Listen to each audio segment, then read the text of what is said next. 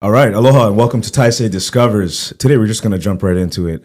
I got a special guest today in Jordan Salud, the Kama'aina classic, the pride of the West Side, somebody that has transcended throughout the years in terms of creation and making music. His visuals for his videos are amazing. His lyrics for his songs resonate with the local people. And, I want to talk about some of the challenges that he went through and how he was able to persevere and to still be making music after, I would have to say, about 20 years.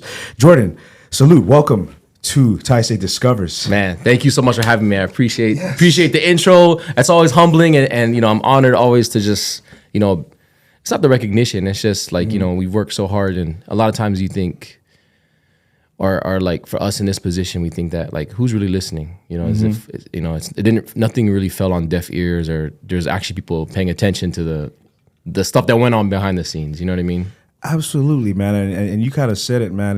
Like the reason why we do things, are people listening? Is my story being told? Am I touching people? I don't really know, man. I see couple thousand views on social media, and I don't know who saw what. Yeah, exactly. You know what I'm saying? Who or if they're even a real person. It could be bots. Actually, you never know. You're right. You're right. So, man, I've been thinking about you for a long time because I've been watching you for a long time, and me and you, we've known each other since you worked Aloha team back in Ko'olina. Marriott days. Marriott days. Yep. I think you were still a server.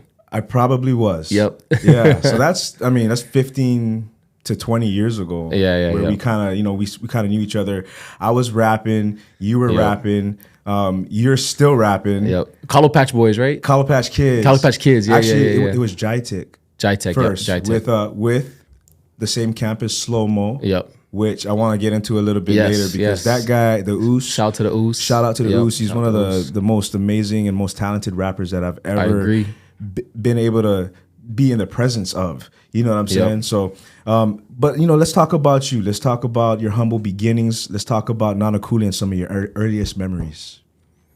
Earliest beginnings. I mean, what a lot of people don't know is that I was born here in Hawaii, but we moved away when I was about 5.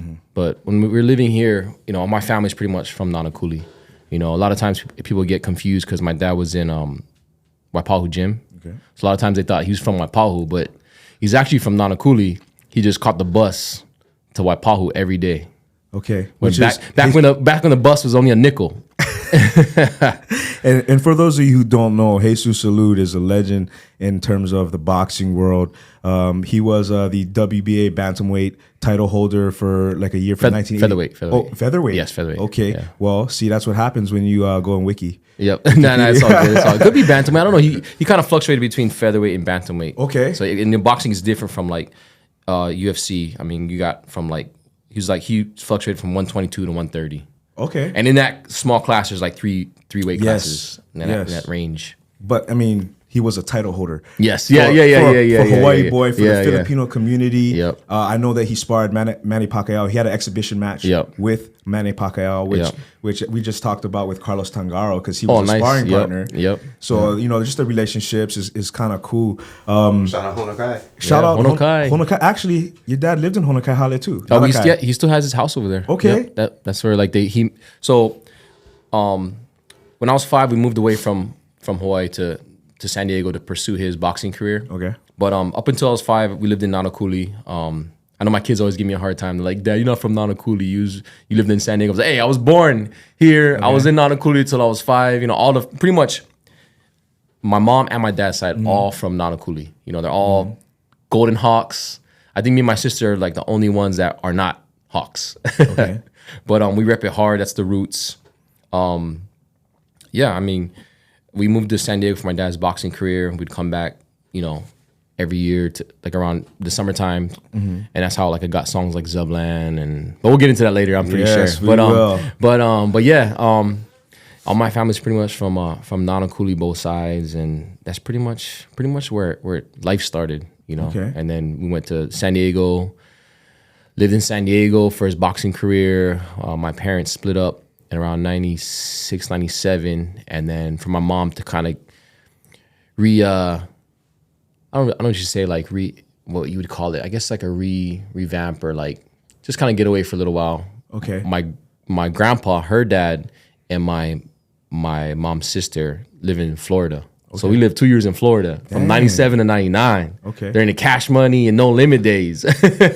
I was wondering where your influence came from. Oh, man. But all these different situations living in different parts of the world influenced you. Yeah. I mean, just to put it on a nutshell, like even my uncle, Costa, who was my man, Costa. good and friend of Kawhi. yours. Yes. Wonderful people. I don't know if you knew, but he was a rapper first. Bro, don't tell me All these that. years. Uncle, I'm putting you on blast. Well, I'm going to make him drop bars when I see him. So it's interesting. I'm glad I saved this for this moment. Okay. Because my uncle Costa and my auntie Kawhi, they're very proud customers, and they will only go to Roy's if you're working. Really? You know what I mean? And that's how I get to know you too more, is that they recommended, like, hey, you got to see my boy Ty. Okay. So back in high school, he had this rap group. They were called the Taste Buds of Truth. And I believe they're somewhat Christian based. You know what I mean? And what's interesting, another Honokai alum, Radical Rob Onakea. I don't know if you guys knew that. I don't think I've heard that. Radical Rob Onakea is the producer for Sudden Rush.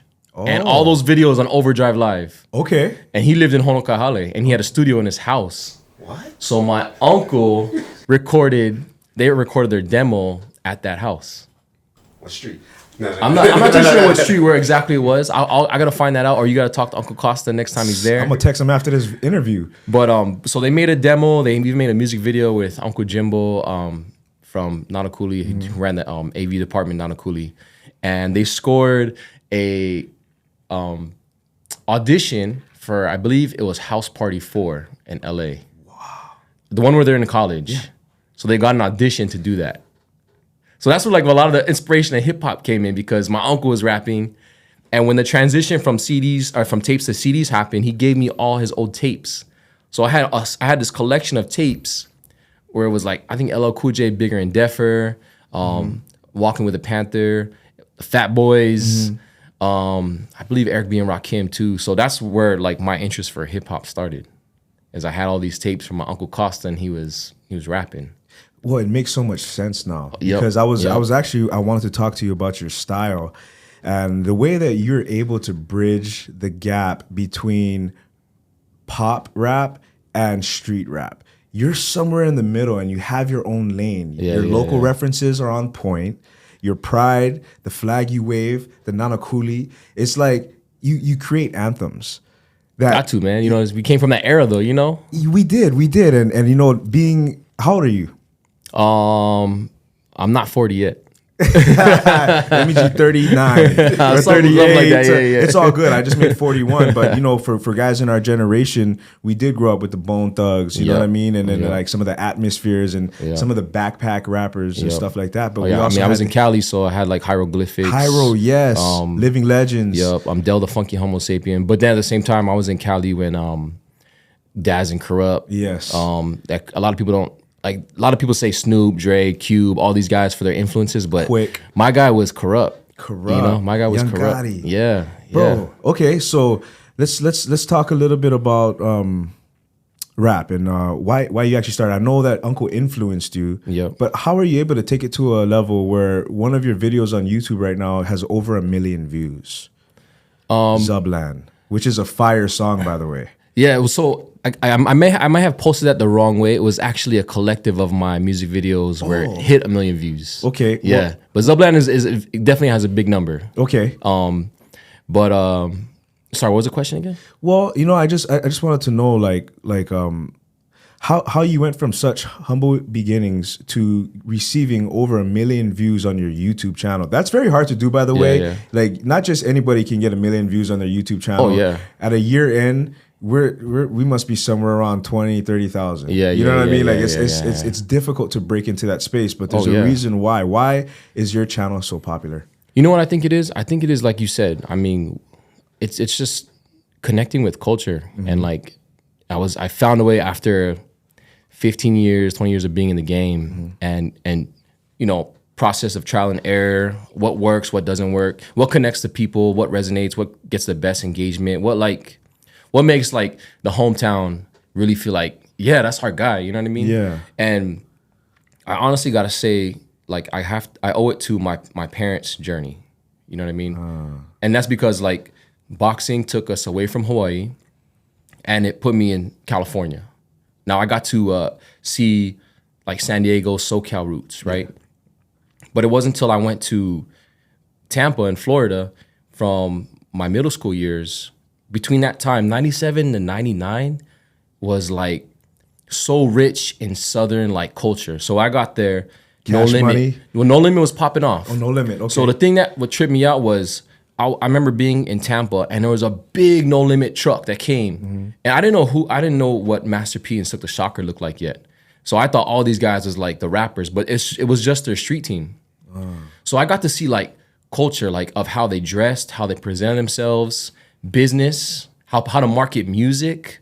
And this is like this is how, like, if you watch Master P's story, this is how he came up, you know, really being in the street with the people. You know what I mean? I mean, he was giving us kids like $50, not Master P, but the guys there were like, oh, here, $50, giving us $50 bills and a CD and a No Limit hat and a No Limit shirt.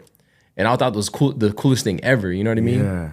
But I also got to see the culture of that time. So it was No Limit, it was a lot of Rap-A-Lot records. Like, there was just like this, Florida area was just like bubbling with all this, like everybody was just trying to do their thing and hustle. Yeah. So I got to see the South culture, right? And then when I moved back, so after my mom moved us away for a little while, we went back to San Diego. So I would finish high school there. And then when I went back to San Diego, I made friends with, became friends with a good buddy of mine. His name is Greg Siamal, but he came from the Southeast San Diego. Okay. Okay. That's like where Morris, Lincoln, like schools where like Reggie Bush and Terrell Davis came from. He came from the hood, you know, of San Diego. And so I know San Diego's nice, but San Diego has like you know, its rough areas too. And my boy Greg was from the cut, but he came out and he went to school with us, kind of like in the middle class and up suburbs, you know. So when I met him, excuse me, his uncle owned the record company that had Mitchie Slick. I don't know if you guys are familiar with Mitchie Slick. Mitchie Slick was eventually with Strong Arm Steady, with Exhibit. With the albino dude? Yeah. Crondon, yeah. So Yeah. Mitchie Slick he was like San Diego's guy. He was like San Diego's, you know, E40 Too Short. Yeah. So I got to see another round of culture, now this time presented through like a SoCal, you know, perspective, or West Coast. So I got to see the South and No Limit Cash Money upbringing and like how they presented the culture of their music and everything. Like from the way they talk, the style they dance.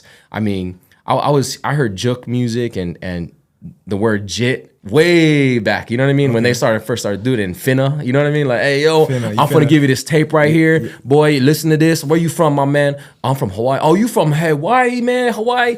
Man, we from Louisiana. We close to the water too. You know what I mean? We family.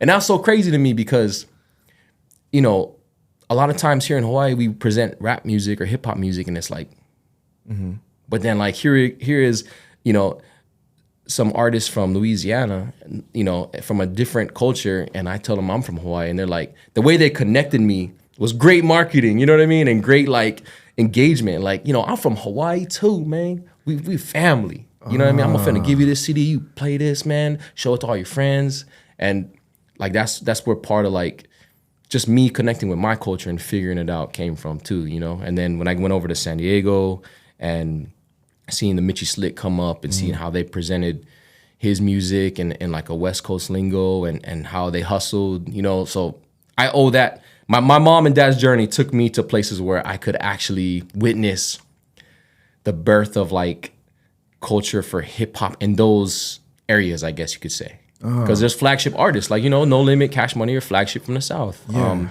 Mitchie Slick is flagship from San Diego. So sorry to be long-winded, but to kind of break it down, like a lot of people, I haven't really got a chance to break it down like this, but it kind of shows of, you know, I was able to take everything I witnessed, bring it back here to Hawaii and how to connect with the people and just learning and seeing what I saw in those places. Well, no, don't worry about being long-winded because this podcast is about you.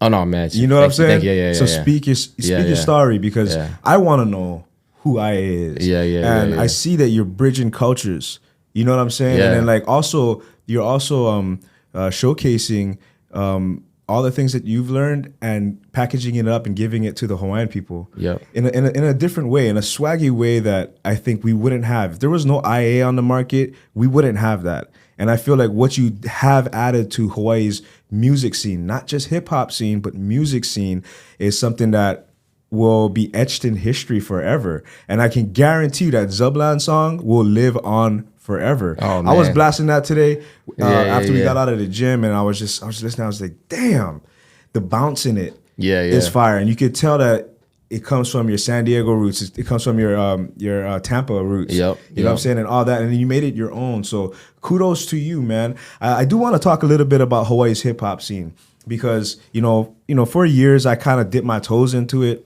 Hold on, but 1 second. Before we move on, I got to give a shout out to Wilsta, who produced Zublan. Okay, who's Wilsta? from Australia.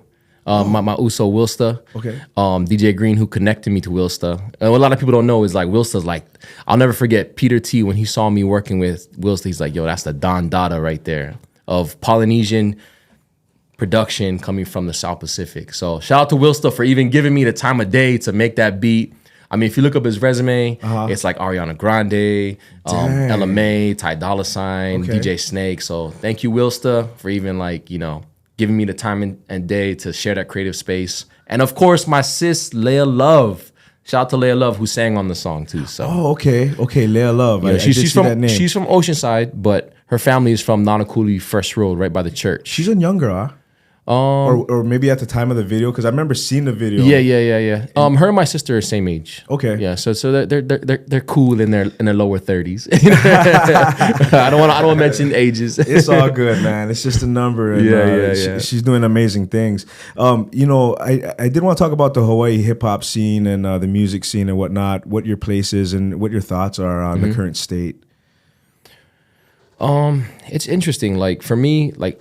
As far as like my place in the scene, I think I was having a conversation with Chris Styles. It's like I don't have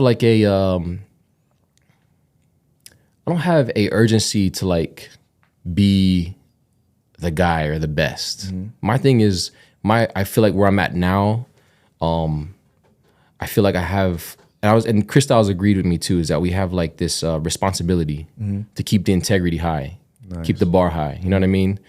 And not to so much like blow whistles, but like to maybe pull some artists to the side and like talk story, maybe guide them a little bit. Because you know, like in these conversations too. Shout out to my brother Chris Styles, man. Chris Styles, man. That is my brother. Yes, you know?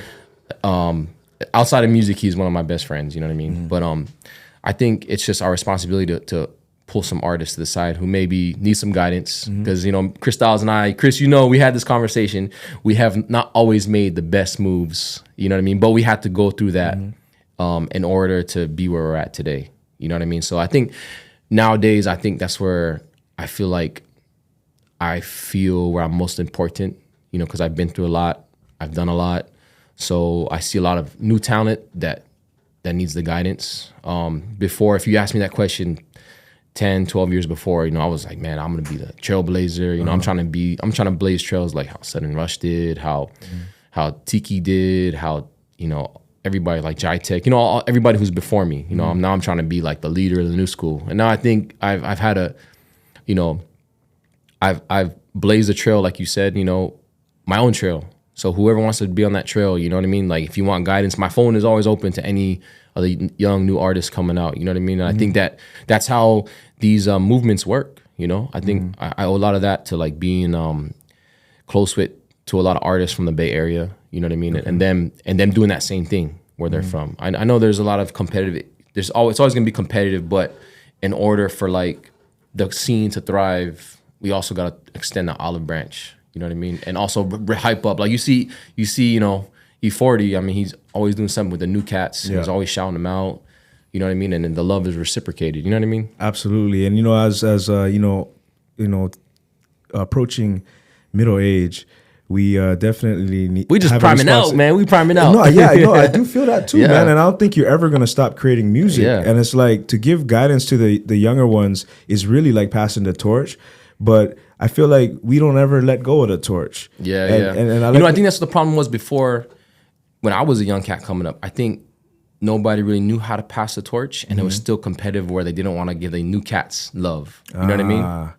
Yeah. Okay. Well, I love seeing that you're giving new cats love. I do want to talk about "Love on This Beach" by Jordan T. Hey, yup, because there you like go. I think that my two favorite songs of yours is "Zubland" and "Love on This Beach." And I remember when "Love on This Beach" came out, I was like, "Yo, Jordan T, this boy can sing." Yep. You know, and I think that actually boosted his career a lot too. That song, Yeah, right? Because I yeah. think he was kind of at the beginning where not everyone knew his name, but after that song, I felt like a lot more people knew his name, and actually a lot more people knew your name because it came out at a time where I was like, "Yo, local boys, let me just give you a little tip. If you ever trying to seal the deal, throw this song on because That's it's the one, man. It's That's sensual. It has local references. Yep. Your rap is smooth in it. Yep, you know what I'm yep. saying? And then the hook is dope. Let's talk about songwriting real quick. Okay. So what's your process like? Before, like coming up, it was just like I could write bars for days, just write anything, just go. I can make songs and concepts. I mean, I just remember making hooks so fast, taking like a local slang, but I'm gonna flip that, you know. But now, like where I'm at now I'm in a place where everything I say is magnified, is important because I have a brand. I actually am somebody who people listen to.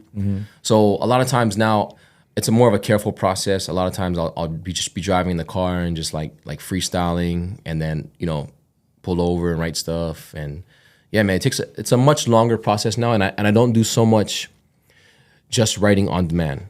If I write when the pen works, if that makes sense. If the pen is agreeing with me that day, then I let the universe or God's blessing I'll let it run through and I'll keep writing. But once the idea stops, I stop. I kind of just follow that momentum nowadays. Okay. Even like I've had some beats for like 3 years, but then I'll pop something in one day just to go. Like every day, I'm always listening to beats. You know, whether especially if I'm on a longer drive, if I go to town, and I'll just play through stuff because sometimes just stuff pops in my head. And I don't like I said, I don't do so much writing on the spot nowadays. It's just I don't know if it's because where I'm at in life. It's just it doesn't flow like that for me. Well, you got a lot of different responsibilities as you get older. Oh yeah. Kids, Yes, right? yes, Your job, yes. your vocation. It was funny, man. Some of my like songs recently came from inspiration from my kids. Really? Yeah, like them saying stuff. Okay. Oh, I don't know. Do you know my Uncle George? George Salud. Salud. No, I don't think so. He's one of my dad's younger brothers. Okay. But he was the one who actually, shout out to Uncle George. He was the one that actually, it was the inspiration behind my song, Yeah, You. Oh, Yeah, You. That's another jam too. I mean, he was like, he says that religiously. Everything is Yeah, You. Oh, yeah, you. Yeah, you. Yeah, you. One of those brothers. He's just the uncle, yeah, you. Yeah. And like, that's, shout out to Uncle George, man. I mean, that's one of my bigger songs of recent, the recent part of the journey. But yeah, man, I mean, I'm like, sometimes that's where it comes from. It's just everyday life. Well, as an artist, and especially as you mature with your art, inspiration comes in many forms. Oh yeah, and at all different types of times. I mean, I'm not as much of a freestyle like my man Ty. You know what I mean? Because the way you and Kay get together. Shout out to K Love. When you guys freestyle, it's like butter. You know what I mean? It's just like hot butter. Just the way you guys go at it. You know what I mean? Thank you.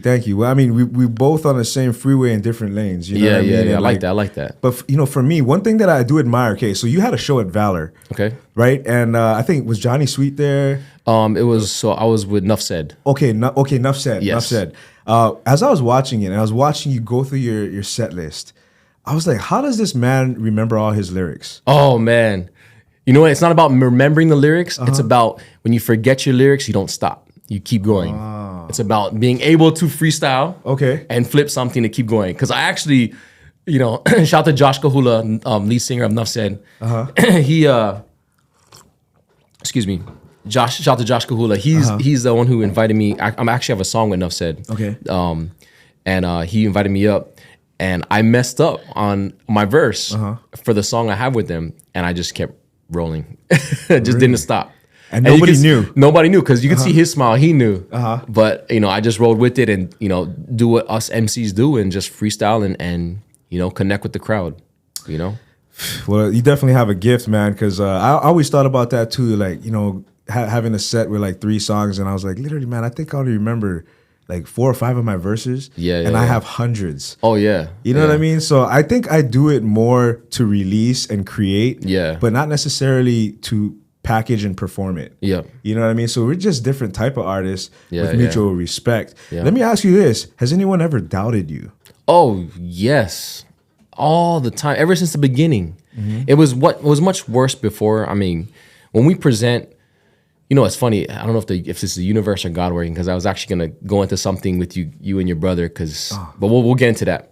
But yeah, the doubt has been crazy ever since the beginning. You know, rapping rapping in Hawaii. You know, and that's from everybody, local people, mainland people. I mean, if you go to my early videos on YouTube, I don't want to say hate comments. It's just people like didn't know, you know, didn't understand. And I think for me, you know, there's 2 things.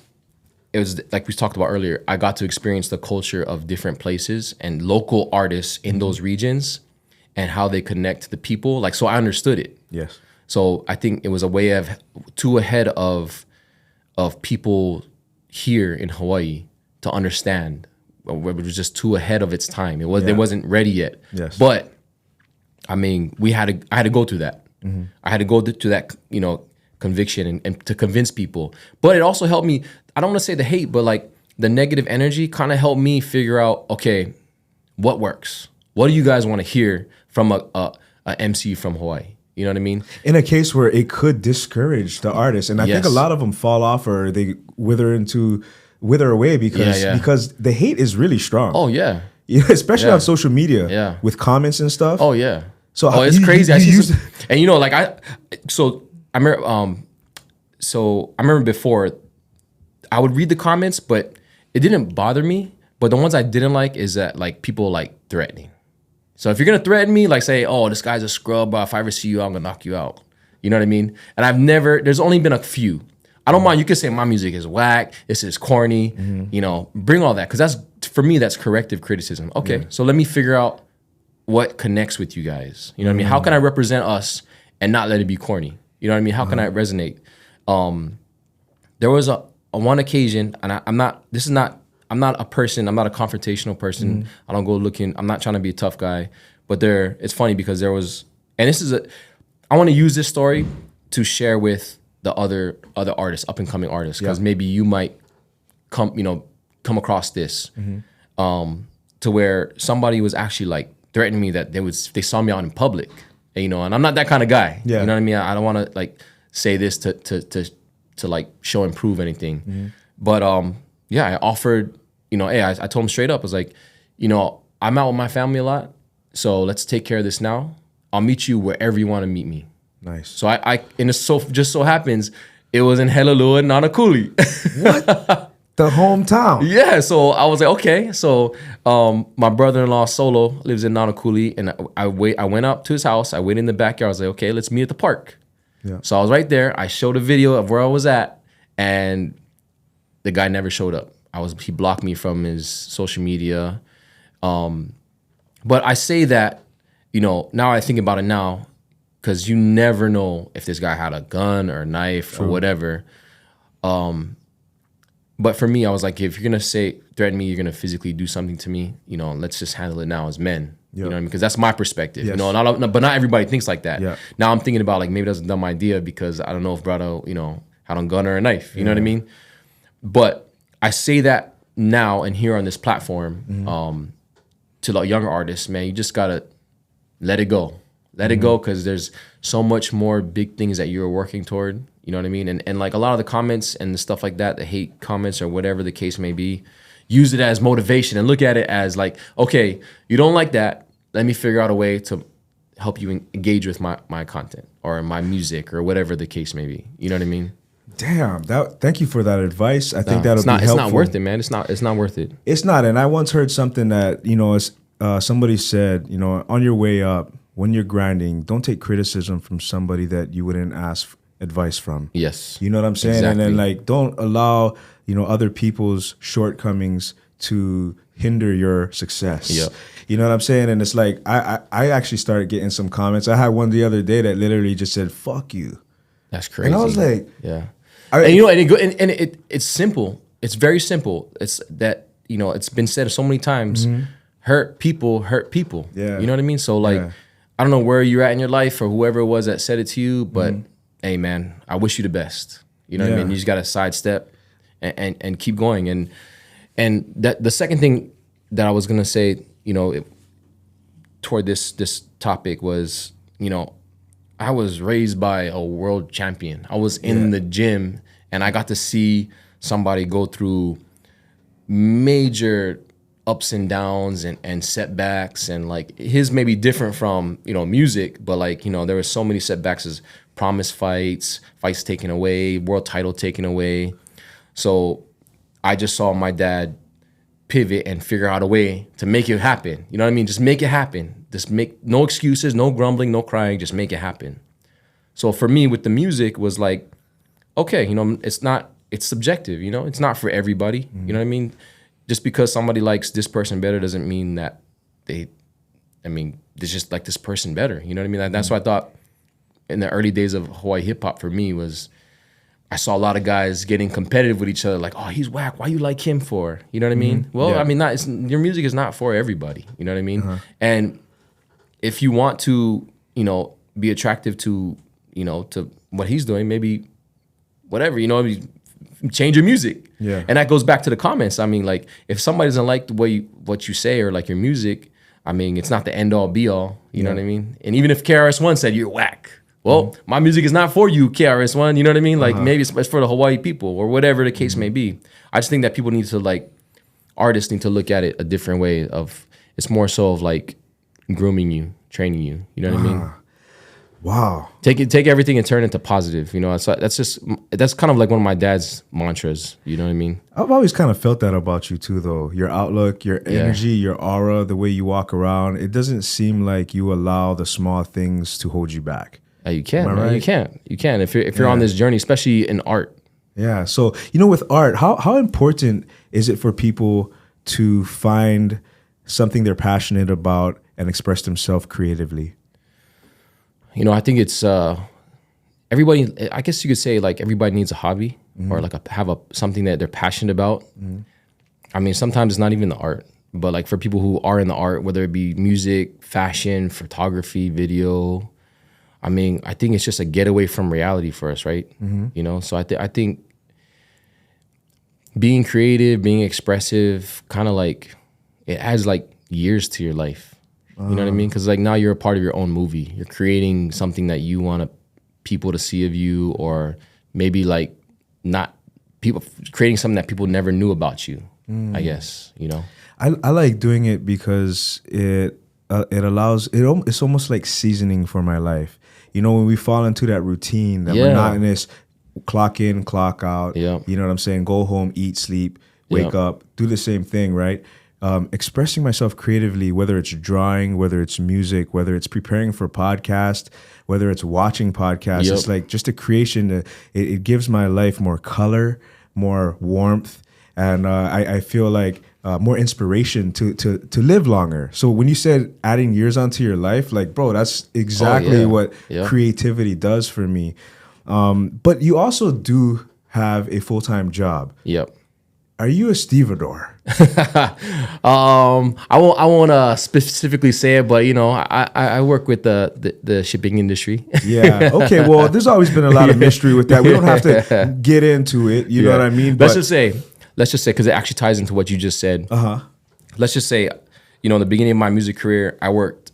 I mean, you saw me. I worked I worked in Marriott. I worked Aloha Team Security for Colina, and I worked the radio station. So at one time I had about 3 jobs plus music, and that was just so I could keep doing music, but my family was taken care of. I worked overtime, everything I could do, running on 2 hours of sleep, whatever the case may be, going from Colina to the radio station and back. A lot of people don't know I was on air at 102.7 The Bomb in my career, early in my career. But yeah, I mean, I've been blessed to be put in a situation where I could have a good personal career as far as job-wise here, and I could do my music as a passion here with no added pressure. It's just strictly passion. Whatever it makes from it, my music makes, it takes care of itself. And that's really what I wanted. I didn't want music to dictate my life as far as like expenses or like, you know what I mean, taking care of my life. Because I've been around so many artists. I see what, because, you know, we, like you said, music is our passion first. Like we get into music most times because we love music, to make music. But then when it becomes a career and now you have to like use this to pay for your life, it's different. You know what I mean? It's stressful. It doesn't come as you don't enjoy it as much. Yeah. So for me, I mean, and this is just for me, I wanted to have a career on the side where music wasn't I didn't have to depend on music to live. Yeah. You know, what do you say? I don't want to depend on music to live. Understood. So it can continue to be my passion as long as it takes care of itself. All the expenses, like, you know, whatever I make from music, merch, TV, movies, it goes here and takes care of all that here. And then my other job, career, takes care of my family and everything. I don't have to worry about putting this here, you know, so I can continue to do music and be creative and not have any of the stress of having, you know, to use that to pay for my bills. Well, I like that you know how to separate the things in your life so that you can live the type of life that you want. Yes. I do want to touch on... So it's about being happy, you know? You got to figure out what makes you happy. It is. And there was a point where I wanted music to be the breadwinner, but it started to not make me happy, you know? I started getting too stressed out. It became a job. Yeah, exactly. Absolutely. So I do want to talk about a couple more things. One of them is purpose. What is Jordan's purpose here on earth? Wow, that's heavy. You know, I think the first thing that comes to mind, like just thinking about that question, I think my purpose is just to teach my kids how to have a happy life. Because I think above all, like I always tell my two older ones, just figure out how to be happy. What makes you happy? You know, do that. And I think that's my number one purpose. Well, that's a very strong purpose. Yeah. I also want to know what kind of father you are. I would like to say a very involved one. You know what I mean? I like, you know, I text my two older ones every day, every morning. That's just like the routine. As soon as I wake up, and if I don't do it, like I feel like something's off in the morning. You know what I mean? Even just a good morning, or I send them like a silly, because they're 19 and 16. You know what I mean? Just to send them like a silly GIF or like a picture, just to kind of get them going. Like, you know, Pops is here. I may not be in you guys' everyday life because, you know, they're in high school and college. And I want you guys to know that my energy is there. Energy, you know what I mean? You know, start off the morning, good energy, good morning. You know, say something silly like, what's up, my offspring, or my creations, good morning, my creations, or something, you know, wild, you know. That's the kind of stuff that they're going to remember forever. Oh, and also kind of influence them when they have their children. Yeah. That love, that acknowledgement, that daddy didn't forget about you. Yeah. Yeah, man. Yeah. And just, you know, I think it is celebrating every moment, small or big. Any kind of accomplishment, a birthday, whether it's just going to dinner or just doing something. Because, you know, I think where we're at in our ages now, I don't know about you guys, but I feel like I go to way too many funerals than birthdays. So like for me, even more so nowadays, I feel like it's important to celebrate life with them, you know? So when it's birthday time, you know, we're turning up. You know what I mean? We're turning up. Damn. Awesome. Kenji, do you have any questions for Mr. Salud? Yes, I do. Let's go. Creativity, right, takes many forms, right? Yes. And we all feel that duty to express. Yes. Like you say, you know, you bring it in your upbringing, your unique path that led you here. One part of that, from my point of view, obviously, is the video. Yeah. So two parts. Can you, one, dig into the video creatives you work with here in Hawaii and kind of your comment on the video scene here in Hawaii, who you work with, how it's like for youngins coming up with video, right? A lot of times musicians are actually more video focused into their music. Especially nowadays. So your take on that. And then the second part is your own view of how storytelling, where's the overlap with written, verbal, and visual? Okay, so number one, I got to shout out to the video guys who I've worked with, Josh Almario, Killy Grace, Osna, Blessed Child, Lucky Ito, Jake Akuna, Aaron Banks. Shucks, I've worked with a lot of video guys. And it's almost like working with a music producer. You know, you work with James Thorpe, or more stills. James Thorpe, like Hillside Jimbo. Jimbo. Oh, Hillside. Oh, yeah. Just more stills. And more we just stills. started working. We just started working. Okay. Just started working. We Shout out grew to up- Hillside we grew up Jimbo. with him. Yeah. Shout out to Hillside Jimbo. But yeah, I think as far as like for those guys, like you work with particular. It's almost like working with a music producer. You work with a particular director to get a particular look, right?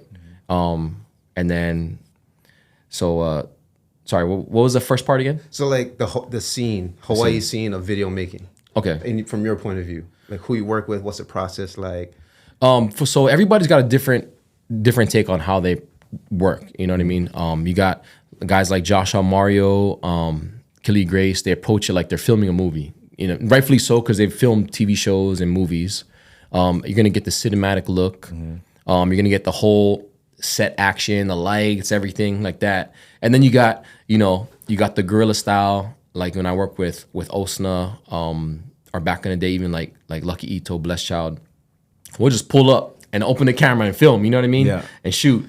So that's an interesting thing, you know, like as far as like the film, because there's a lot of new guys that come up and still the same thing. Like you got some new guys that are more cinematic and then some guys are just street. And then as far as the, sorry, I'm trying to go back I to know, your that was a questions. loaded question. Yeah, I yeah, should have no, broke no. it up. Well, like... Wait, no, wait. So back because I know you asked about the film industry here. I think a lot of it has to do with also because we do actual like Hollywood filming here. So I do notice that guys are inspired by that. Up and comers who want to do stuff more cinematic. You know, they try to, I guess, resemble that look as far as like a film setup. You know what I mean? But then you got guys who are also just starting, who just have a camera and they're just running around guerrilla style. And it's crazy because sometimes guerrilla style, some of my videos, those are the ones that pop. And like the cinematic ones take a second to engage, you know what I mean? And you know, with the more cinematic ones, they do have more longevity and people watch for a longer period of time. But something about those guerrilla style videos, I mean, you know, it's just like that raw energy. Gritty, yeah. And back to like, was a part of the question about like how I present music videos? Your storytelling, the visual, the audio. I like that one because so I like to use this example. Like when you watch Snoop Dogg and Dr. Dre, Nothing But a G Thing, you feel like you're in LA. You watch Mobb Deep's Shook Ones, yeah. and you see them going on the Queensbridge. You feel like you're in New York. You watch Juvenile's Ha. You feel like you're in New Orleans. You know what I mean? Etc. Like you watch some of like you watch even like the Bay Area videos, E40. Like Tell Me When to Go. Like they are doing a sideshow. Like you know you're in the Bay. So I wanted to create something that when you watch it, it's like a virtual vacation. Like you feel like you're in Hawaii. You know what I mean? Chicken fighting, yeah, everything. Like even like during the pandemic when shout out to Kelly Grace who really teamed up with me and Marcus, my bro Marcus, for Marcus really putting our toes in the sand and really because it was during pandemic, so like there's a lot of restrictions. So we got outside. Big shout out to Corey. Shucks, I forgot my uncle Waldo. They have the golf cart. The golf cart scene was big during the pandemic because you had to get outside, and we teamed up and we had people from Evo Beach, Nanakuli, Waianae, and we had a convoy because that's what we were doing during the pandemic. We had to go outside. You know what I mean? Everybody we had like 50 golf carts. We were going through the hood. You know what I mean? And the great thing about it is there was a part in the video where we were at Miley Beach, and we had just all the kids and stuff together. And when you got close up, you saw the gold chains, you saw the Hawaiian bracelets, you saw the big shirts, the sublimation shirts, you see the Hawaiian flags. Like I'm getting chicken skin because that's how passionate I am about it. Like you feel like you're on the west side, you're in Hawaii. You know, we're standing on top, you know, the mountain, me and Marcus waving the high Hawaii. You know what I mean? You could feel our energy, you know what I mean? Cultural energy. You know, you watch we're at in front of Rainbows, you know what I mean? Iconic restaurant, at nighttime with their sign lit up. You know what I mean? We're at, just every video that I do, I want people to like feel, okay, that's the real Hawaii. You know what I mean? Because Yeah. There was this, I had like this moment. It was maybe a little bit after the pandemic where I don't know what it was. I think it was just I saw a lot of creators come here to Hawaii and just use our setting and just using it. And like, and my thing was like, okay, shout out to all the creators out there from Hawaii. We have to control the narrative here. We have to control that because we're from here. We're from the cut. You know what I mean? We got to present it and tell the story correctly. Yeah. So that's why when I make videos, I want people to know that it's being told accurate. You know what I mean? And like it's not like just Waikiki and all like the ornamental stuff. Diamond Head. Yeah, you know? One way I think of it to that point, because I saw the golf cart video too. I remember I was like, damn, we out here. Yeah. But also you can't get that kind of movement if you just come here, call Yeah. up two friends type of thing. Like Yeah. it's because of the people involved. And I think of like the most recent hip hop video, Not Like Us. What's the biggest part of that? Community. What's the involvement of everybody Community. there, right? Yep, community. And that almost chorus, like everyone singing the hook. Yeah. That kind of, Yeah. those kind of moments, you can't fabricate. To me, that's hip hop. Like you go like to the biggest videos. You go like from any region. I mean, even like Nelly's Country Grammar. You see that part where he's on his street and everybody in the neighborhood is out. Yeah. Because that's where the voice of the community, voice of the hood. You know what I mean? That's why I even though I love like manicured and produced sets and stuff like that, it's cool. But there's something about when you got the community involved and you got the kids coming out with the Nanakuli shirts and repping and like, throwing up the ends and and even like Why Not dubs up and wherever the case may be, because I've been blessed to wherever I've gone on the island and even outer island, I'm so thankful that the community shows up.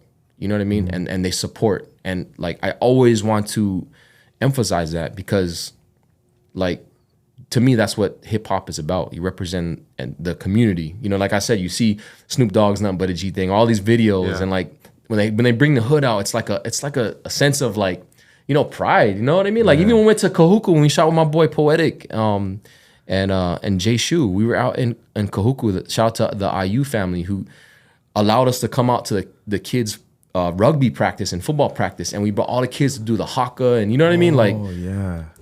I'm not from Kahuku, but to get that kind of love and pull up to the hood like that, their hood, and bring the kids together and be excited about it. You know what I mean? I think virtual vacation, bro. I love that phrase. Yeah, virtual vacation. And as the artist, you're the host or the tour guide. Yeah. Yeah, I like that. Why don't I guess we could also, because virtual vacation also sounds like I guess a virtual glimpse or virtual tour. This is Hawaii. Yeah.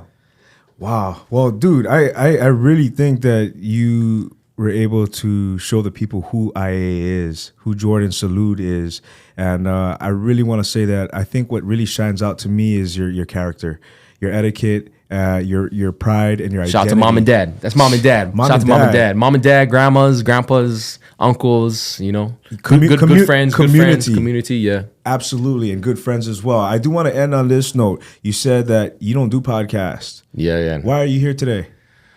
I mean, it's like you see our energy right now. It's just natural, I like the genuine setting. You know what I mean? And I don't want. It's not a blast at anybody else, but I think in this kind of space, the genuine energy and just natural energy. Like this is a personal space, and to talk about great things and discuss great things. I don't think you need to overdo anything and just have a natural conversation. So if you have a podcast, just be natural. Yeah. Well, I mean, that's exactly what Kenji and I are doing, and we're just being ourselves, and we're loving on people that we know, and trying to inspire the world to find their purpose through stories like the one you shared today. Yeah. So back to like you comment like the hate comments and stuff like that. It's interesting because as long as I've done this, and it's not just my videos, but it's anybody from Hawaii that does like hip hop.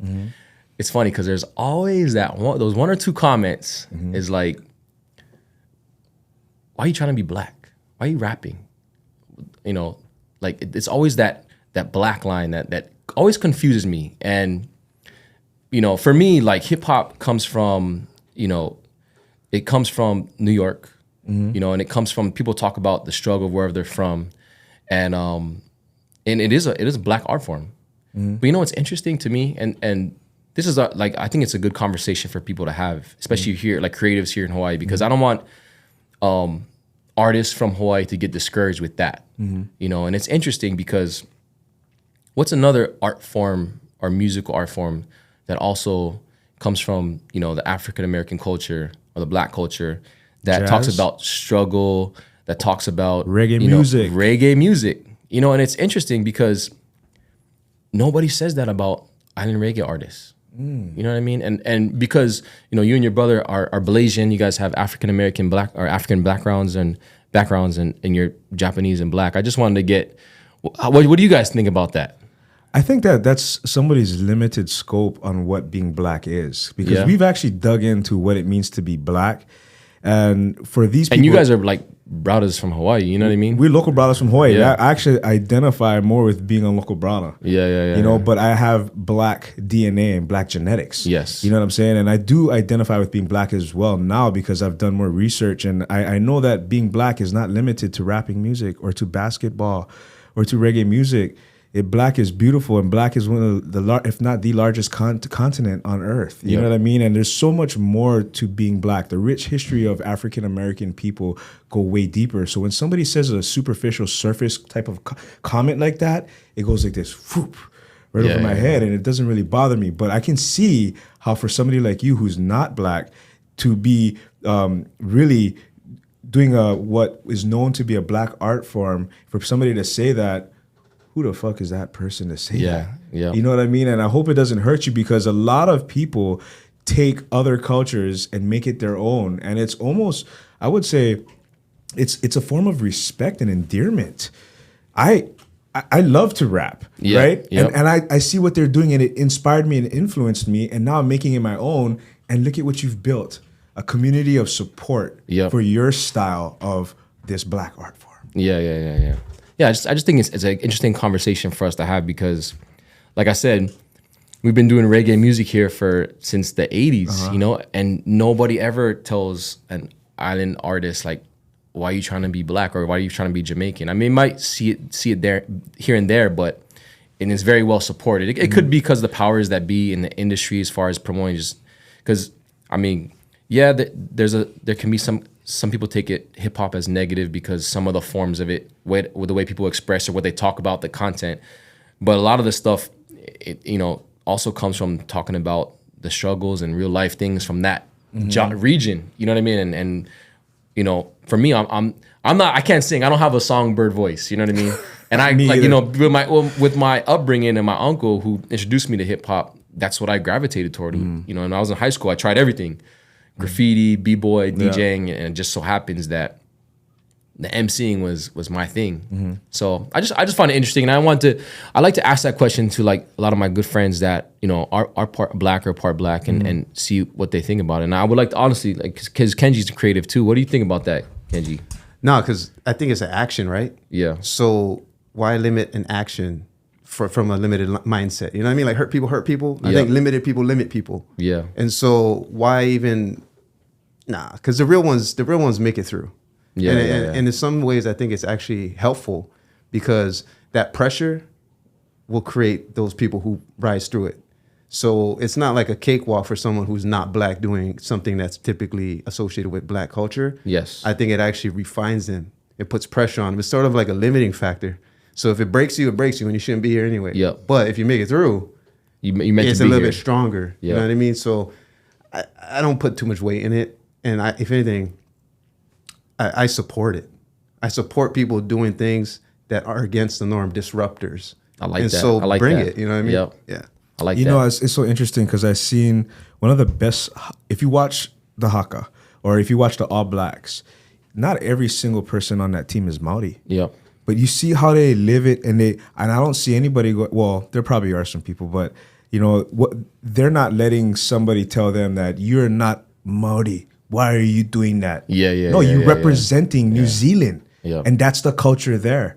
So wave that flag and be true to it and respectful to it. And I'm sure you will be honored by the people where it came from, the indigenous, you know. Yeah, you know, it's funny you say that too, because when I go outside of Hawaii and I go to different countries, even in the States, it's like mad love, like mad. It's just here at home. Maybe it's just maybe it's just the horizon is as broad yet, or they just where it's ahead of its time still. Small mom mentality. Because I go like to the West Coast. It's like, man, though, yo, you rap, you from Hawaii? Oh, that's dope. Oh, that's what's up. I'll never forget one last story before we cut out. I'll never forget. After the Chris Brown concert, the first time he came down, sold out concert, I was called to do the after party, and this was back when 2 Chainz was Titty Boy, and he was part of the Players Circle. Okay, and at the after party, they came to perform, and I saw him in the green room, and he wasn't really known yet. I mean, they had the Duffel Bag Boys song, so I approached him, and I was like, "Yo, what's up, Titty Boy? Man, my name is I.A. I'm an artist out here. Here's my CD." I gave him a mixtape. He's like, "Oh, that's what's up. Oh, you a DJ?" I was like, "No, I'm a rapper." And I'll never forget him saying, "Oh, you a rapper?" And he's looking at the person he was with. "Oh, they got rappers in Hawaii. Yo, we gonna play this in the car." And he took my CD and he put it in their stuff that they had. And I don't know, maybe they listened to it, maybe they didn't. But that reaction to me was like kind of a reassurance. Like there's curiosity for somebody from Hawaii, doing hip hop. Damn, that's big, man. Yep. Wow. But thank you for. I wanted to get you guys' perspective because it's something I think it's an interesting conversation to have, and I think it's great for somebody with a black, ethnic background to kind of give reassurance to the artists coming up who love hip hop, but sometimes they get discouraged by somebody saying that, or like, hey, you're not black, maybe you shouldn't rap.